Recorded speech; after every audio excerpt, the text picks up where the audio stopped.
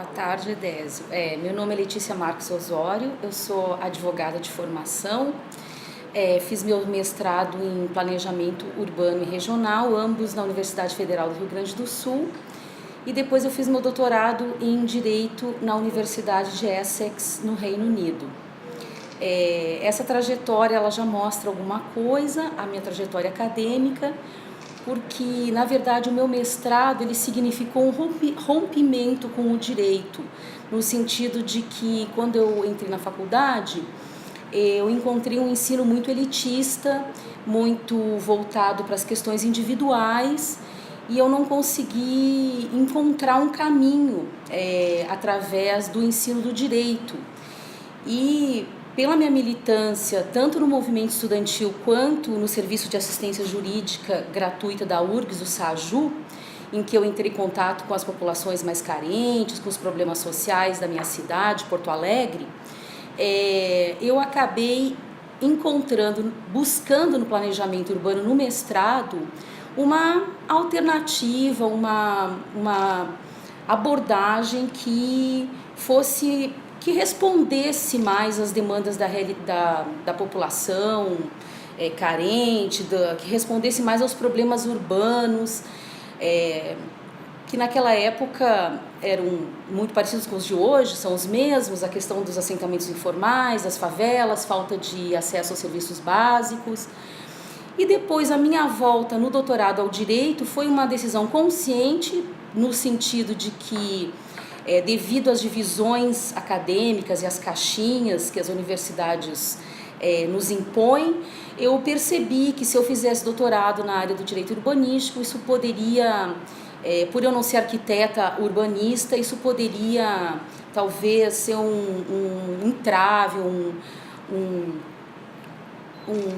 algo que fosse ruim para a minha carreira acadêmica. Então, a ida na busca dos direitos humanos, que foi a Direito Internacional dos Direitos Humanos, que foi meu doutorado, ele foi o meu reencontro com o direito, e também o fato de eu estar estudando numa universidade bastante progressista como é Essex, realmente ali eu reencontrei o meu nicho no direito. Não que eu não tenha encontrado antes profissionalmente, porque eu sempre combinei o trabalho do direito urbanístico com os direitos humanos na prática, mas fazendo doutorado eu pude realmente fazer essa síntese de uma forma mais acadêmica. A minha trajetória profissional, ela começou muito cedo. Eu participei da elaboração da lei orgânica do município de Porto Alegre, logo após a Constituinte de 88, em que eu assessorei a bancada do PT na Câmara Municipal de Porto Alegre. Era a primeira vez que o PT ganhava as eleições municipais em Porto Alegre. No mesmo momento foi quando a Luísa Erundina também ganhou as eleições em São Paulo. Então havia uma bancada do PT e uma bancada progressista de vereadores, e eu fui, ainda estudante, contratada junto com a Betânia Alfonsin para assessorar a bancada na elaboração da lei orgânica. E ali eu já tomei muito conhecimento com a questão, a gente ainda não denominava direito urbanístico, a gente falava mais com as questões urbanas, os problemas urbanos. Então, eu trabalhei aí, e depois, com os sucessivos avanços do Partido dos Trabalhadores e suas coalizões no governo municipal, Câmara, Assembleia, eu trabalhei por 10 anos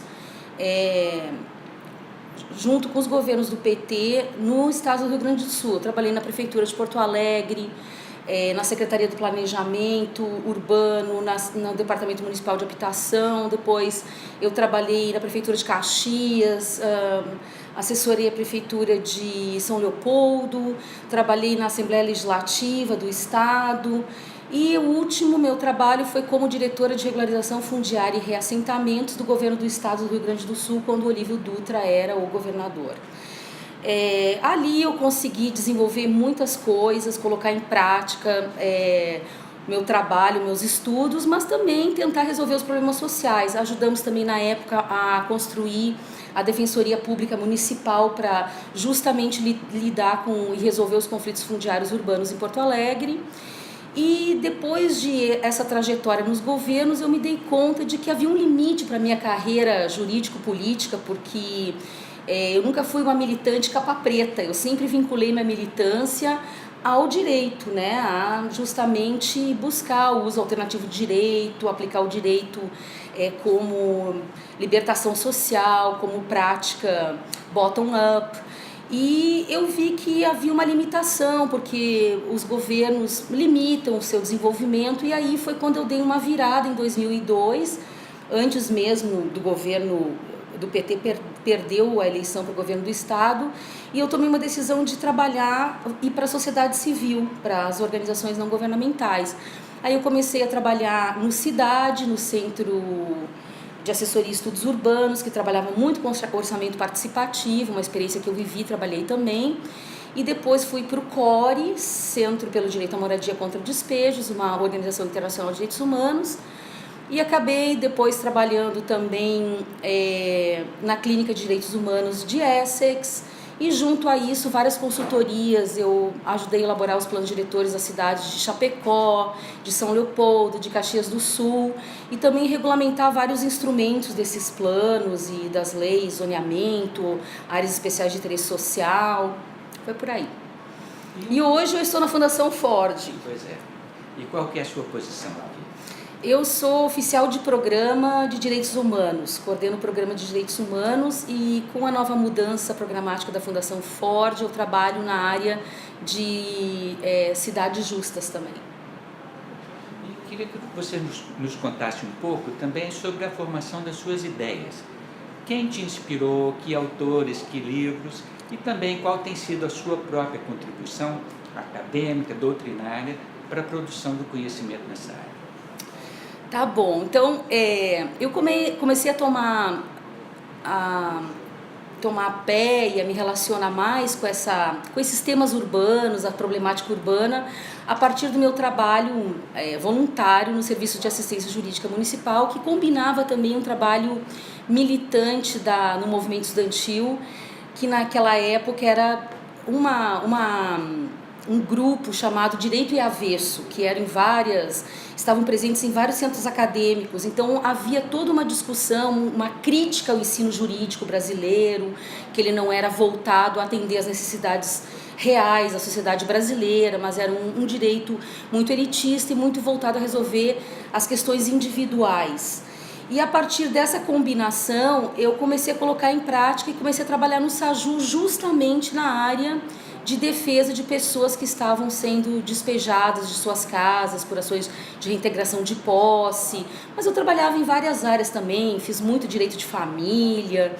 E eu conheci o Jacques Alfonsin porque eu era muito amiga da filha dele. A Betânia foi minha contemporânea de faculdade, ela não era minha colega de classe, ela estava um ano à minha frente. Mas logo ficamos amigas em função do movimento estudantil e eu vinha conhecer o Jacques Alfonsin. Então ele é o meu primeiro inspirador nessa área. E além disso, naquela época havia um movimento muito forte dos juízes alternativos no Rio Grande do Sul. Então o Hamilton Bueno de Carvalho, o Rui Portanova, que era meu professor também à época. Então chegou um momento que o grupo de estudantes que trabalhavam no SAJU e militavam, a gente fazia a faculdade de manhã e à tarde nós tínhamos um curso paralelo de direito para saber e aprender como aplicar a lei a favor das populações mais pobres. Então o Jacques ia dar aula para nós de como a gente usava o Código Civil e o Código de Processo Civil para tentar barrar as reintegrações de posse, E naquela época, isso era final dos anos 80, início dos anos 90, recém tínhamos a Constituição, tínhamos muito poucos instrumentos, muito frágeis, né? O uso capião ainda era de 20 anos naquela época. E aí, através do SAJU, nós montamos um programa que era um programa que começou a trabalhar com causas coletivas, em vez de fazer um atendimento individual, porque também era uma crítica à forma de resolver os problemas. Em vez de fazer atendimentos individuais, nós começamos a buscar as comunidades, os conselhos populares, a estabelecer laços mais orgânicos com as organizações sociais e associações de moradores para então encontrar soluções. E esse núcleo, ele também foi o núcleo que formou o Programa de Regularização Fundiária da Prefeitura Municipal de Porto Alegre. Porque como a prefeitura, quando o Olívio Dutra foi o prefeito, o Tarso vice pela primeira vez, eles não tinham um programa desse nível, não tinham técnicos para fazer isso, então eles fizeram um convênio com o SAJU na época, e os estudantes então pagos iam e prestavam esse tipo de serviço, que era pareceres nessa área, na área de regularização fundiária, e começamos a montar o programa em que a Betânia coordenava, principalmente visando regularizar as favelas e os assentamentos informais em áreas de domínio municipal. Então, esse foi um pouco. E além dele, então, tinha aquele básico livro do José Afonso da Silva, né? E eu também entrei em contato, e foi isso que me fez ir fazer o mestrado na arquitetura, com a professora Vrana Panizzi, que depois veio a ser reitora da URGS e minha orientadora no mestrado. E ela fez um mestrado em Paris, que seguia um pouco a linha ali daquela publicação do Boaventura sobre Pasárgada, em que ela analisou a informalidade dos contratos de compra e transferência de posse e terrenos nas favelas, e como essa ordem paralela confrontava a ordem do Estado. Então era essa discussão dessa dicotomia do formal versus informal. Então foram esses mestres aí, eu comecei através do... Qual foi o tema do seu trabalho de mestrado? Foi a regularização fundiária dos assentamentos informais em Porto Alegre, que eu fiz a minha dissertação um pouco a trajetória do programa de regularização fundiária, os seus princípios, como é que ele foi constituído, e eu analisei 3 tipos diferentes de regularização fundiária, uma em área privada, uma em área pública e um loteamento clandestino, e daí como é que os instrumentos foram aplicados, se tiveram sucesso ou não nos seus objetivos, etc. Então esse foi o meu trabalho de mestrado. E depois, trabalhando na ONG Cidade, eu também acabei entrando em contato com o Fórum da Reforma Urbana, daí isso mais para frente, e com a Associação do Solo Urbano de Recife e a ADM, Associação em Defesa da Moradia em São Paulo. E foi aí que eu conheci o Nelson Sauli Júnior, ainda como estudante de Direito, né, em que eles também traziam experiências, porque a gente daí começou a montar... Foi lá do Rio Grande do Sul que partiu essa ideia de fazer o Encontro Nacional dos Serviços de Assistência Jurídica Gratuita, porque antes só havia os encontros nacionais de direito. E aí a gente montou os Encontros Nacionais dos Serviços de Assistência Jurídica para justamente discutir a prática. E aí havia muito intercâmbio de informações, como é que funcionavam as defesas jurídicas ou não, e aí eu conheci então a Associação em Defesa da Moradia em São Paulo, o Nelson Sauli Júnior. E o doutorado? O doutorado ele vem bem depois. Eu já fiz um doutorado sendo uma mature student, como eles chamam na Inglaterra. Eu já estava trabalhando para o CORE, para o Centro pelo Direito à Moradia contra Despejos, que foi através do CORE que eu então descobri o mundo do direito internacional dos direitos humanos e todo o sistema da ONU de proteção e monitoramento dos direitos humanos. E o CORE era uma organização especializada no direito à moradia, direito à terra. Então eu já trabalhava com esse tema através do meu mestrado, então eu fui levando para a área do direito internacional, e a minha tese de doutorado foi sobre o direito à segurança da posse como um direito humano. E qual que é a sua avaliação ao longo desse percurso sobre a construção dessa ordem jurídica urbanística no Brasil? O que se avançou, o que se conseguiu, quais são as lacunas, as deficiências, as contradições? Como é que você vê o que já se construiu ao longo aí desses últimos 30 anos no Brasil nessa área? Nossa, isso dá um livro. São vários livros, né, sobre vários assuntos, mas eu acho que, se fosse para falar em poucas palavras, eu diria que é uma trajetória bastante curvilínea, com muitos altos e baixos, né? Ela não é uma trajetória ascendente, no sentido de que se conseguiu inserir na Constituição algumas provisões mais democráticas, específicas sobre a questão da ordem urbana e da ordem urbanística, Mas os resultados hoje, eles dependem muito das forças políticas em jogo nas cidades e nos contextos de governo e da sociedade, como elas vão ser implementadas e aplicadas. Mas voltando lá atrás, a gente sabe que aquilo que entrou na Constituição de longe foi o que o movimento da reforma urbana buscava. Ele foi o que foi possível frente às forças reacionárias do centrão vigentes na época, o que colocou na mão das cidades e dos planos diretores o detalhamento e a regulamentação dessa ordem urbanística, e isso trouxe vários prós e vários contras em um país onde há uma descentralização administrativa bastante intensa e forte. Mas eu vejo hoje assim, muitos instrumentos de reforma urbana, vamos dizer, eles foram capturados pelo mercado imobiliário na sua prática e na sua implementação. E eu vejo isso muito concretamente porque o meu trabalho aqui na Ford, ele é justamente nessa área. Ele busca analisar, e a hipótese é que esses instrumentos realmente houve uma captura deles pelo mercado imobiliário. Então, além de testar essa hipótese, o trabalho, né, o apoio que eu dou a organizações de pesquisa e de pesquisa aplicada e de movimentos sociais, é também para verificar o quanto é possível incidir nessa realidade e revertê-la, ainda para buscar com que esses instrumentos produzam mais justiça social, aonde eles estão sendo aplicados, né?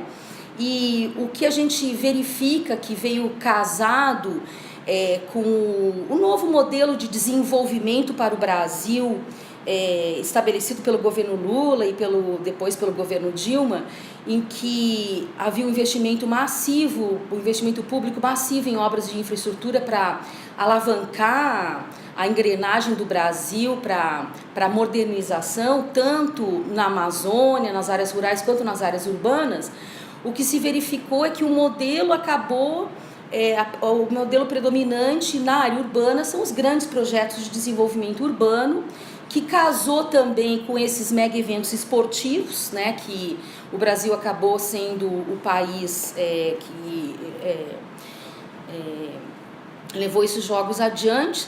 Então se viu que nesses grandes projetos de envolvimento que envolve grandes porções do território da cidade, um grande número de habitantes, os instrumentos como os CEPACs, como a transferência de potencial construtivo, como as parcerias público-privadas, elas foram utilizadas completamente à revelia dos valores e princípios estabelecidos na Constituição e no Estatuto da Cidade. Então, acho que a gente tem um conjunto de valores e princípios que são muito valorosos e importantes. Eu acho que eles avançam, né? Isonomia do público e privado, justa distribuição dos custos e benefícios da urbanização, redistribuição da riqueza e da propriedade, mas na prática eles são muito difíceis de aplicar, porque se necessita de um poder público que realmente defenda os interesses públicos, e o nosso poder público ele é muito capturado pelos interesses privados, com exceções, obviamente, a gente não pode colocar tudo no mesmo, né, na mesma leva, mas acontece isso. E o próprio plano diretor, né, ainda hoje se pode fazer aquela pergunta do Vilaça, do professor Vilaça, né, para quem? Então ele depende muito dessa correlação de forças, e esses altos e baixos eu digo porque planos diretores que uma vez aprovados eram progressistas não foram aplicados, né? E há um problema no Brasil que não há uma responsabilização pela omissão na aplicação. Esse também é um problema. Então, por exemplo, em Porto Alegre, onde o instrumento da função social da propriedade chegou a ser bastante detalhado e aplicado, logo depois ele foi esquecido, caiu em desuso, vamos dizer assim, e nas próximas revisões do plano diretor ele acabou entrando apenas como um princípio e não como as regras concretas de quando, onde, quem, né? O plano diretor de São Paulo, por outro lado, ele foi o contrário. Na época da Luísa Erundina, ela tentou, né, e esses planos são muito complexos, ambiciosos, tecnicistas, muito difíceis de ser compreendidos pela população, mesmo que sejam feitos de uma forma participativa. Em São Paulo, foi o contrário. Aquilo que não se conseguiu durante o governo Luísa Erundina e depois ele ficou nas gavetas do Executivo e do Legislativo, se conseguiu avançar na gestão do prefeito Haddad, mas ainda com muitos desafios, porque a correlação de forças na cidade ela é enorme, imenso, o capital imobiliário é muito grande e os recursos dos movimentos sociais, os recursos técnicos, os recursos financeiros, eles são muito limitados. Então aqui na Ford eu tentei combinar o apoio às universidades que têm um trabalho de pesquisa aplicada e ao apoio aos movimentos para que ambos pudessem estar incidindo nesses processos de forma a reverter esses processos excludentes ou incidir nas políticas públicas que dão origem a eles para que eles realmente cumpram sua função. E você que vem, grosso modo, do movimento social, passa pelo setor estatal, volta para o setor social, qual que é a sua avaliação? Houve mudanças significativas na natureza da mobilização social? Houve um arrefecimento? Houve uma mudança qualitativa? Enfim, você tem uma ideia sobre isso? Olha, também é bastante inconstante o desenvolvimento. Então a gente tem alguns movimentos nacionais que se consolidam, né, como o MTST, o Movimento dos Trabalhadores Sem Teto, o Movimento Nacional de Luta pela Moradia, a União Nacional de Moradia Popular, mas muito na área da moradia. Então, os movimentos eles ainda atuam de forma muito fragmentada, ou na área de transporte, ou na área da moradia, ou na área da terra. Ainda que muitos tenham o slogan do direito à cidade como um guarda-chuva ou como um mote de ação, o foco do trabalho concreto ele ainda é muito localizado, né? E também a abrangência territorial muitas vezes é muito desigual. Tem movimentos que são nacionais, que estão presentes em vários estados, mas eles têm uma capacidade de impacto e influência diferenciada, né? Então, alguns processos, se viu que em São Paulo os movimentos conseguiram avançar algumas pautas, em outras cidades, como Porto Alegre, houve um retrocesso.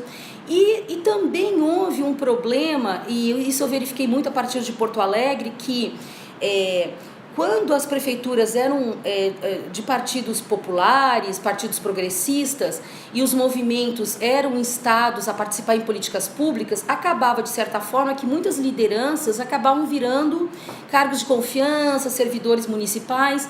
Não que isso necessariamente fosse uma cooptação política deliberada, porque também era uma oportunidade para essas lideranças de estarem também influenciando aquele movimento gramsciano, né? Uma pinça no Estado e uma pinça no movimento, mas a pinça do movimento acabou ficando muito curta em muitos lugares e se dando uma importância muito maior, claro, porque o impacto também é maior para a ação do Estado através de políticas públicas, através da provisão de serviços. Mas depois, quando esses governos progressistas eles perderam espaço, o movimento não conseguiu responder. Isso se vê, por exemplo, na falência do orçamento participativo em São Paulo e no próprio estado do Rio Grande do Sul. Hoje, eu acho que o movimento da reforma urbana, ele precisa revisitar a sua agenda, ele precisa atualizar a sua agenda, porque há muitos aspectos que a gente não discutia naquela época de 88 e depois com o Estatuto da Cidade, como a questão tecnológica, a questão da transferência de conhecimento, a questão do financiamento do desenvolvimento urbano, e que isso hoje precisa avançar muito mais. Os movimentos, eles precisam se unir mais com os acadêmicos e com os técnicos, no sentido de buscar essas respostas, essas alternativas. E como você vê o ensino do direito urbanístico no Brasil hoje? Eu também vejo ele bastante fragmentado, no sentido de que, para mim, ele só tem sentido se ele for uma disciplina interdisciplinar, né? O direito, as faculdades de direito ou as pós-graduações de direito, eu acho que elas não dão conta sozinha do direito urbanístico, porque acaba tendo um viés muito legal, muito jurídico. Ou ao contrário, eu, por exemplo, fiz o Propur e o curso era interdisciplinar em relação aos alunos, porque havia alunos do direito, da geografia, do urbanismo e da arquitetura, da sociologia e da economia, mas os professores eram todos da faculdade de arquitetura. Então, e isso acontece também no direito. Na graduação é muito difícil haver essa interdisciplinariedade, na pós-graduação ela é muito mais fácil, mas mesmo assim, na estrutura do ensino de pós-graduação no Brasil, ainda os cursos interdisciplinares, eles são muito poucos.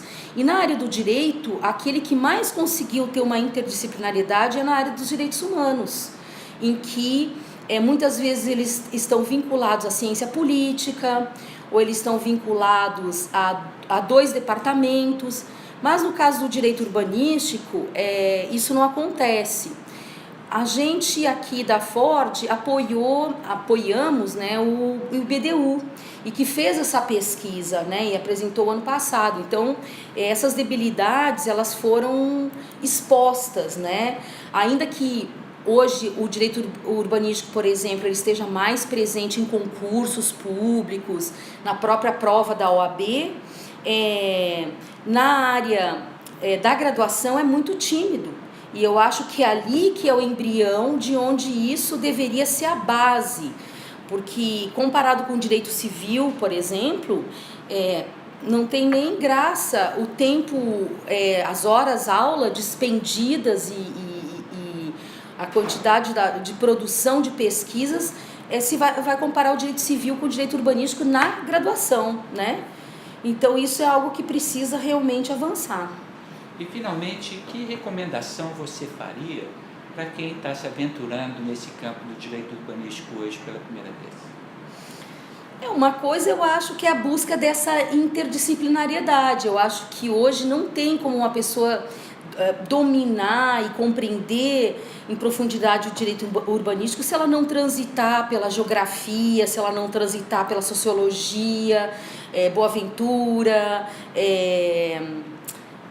o geógrafo famoso, o David Harvey, e enfim, o urbanismo. Eu acho que esse é uma busca que tem que ser uma busca profissional ou individual da pesquisa, porque muitas vezes é difícil encontrar isso no próprio âmbito do curso onde você está. E na área profissional é muito importante ter essa interdisciplinariedade, porque qualquer intervenção na problemática urbana, ela tem que ser uma conjunção de forças, inclusive outras áreas que nunca se pensou, como a antropologia, por exemplo. A economia é fundamental hoje para entender a economia política dos grandes projetos de desenvolvimento urbano. Por exemplo, a engenharia financeira beneficia quem, prejudica quem. Então, realmente, esse tem sido um desafio, porque até para essas pesquisas que a gente tem apoiado, a gente tem que ter incentivado a busca de um pool de profissionais de diversas áreas para poder estar fazendo as análises e as recomendações. Muito obrigado.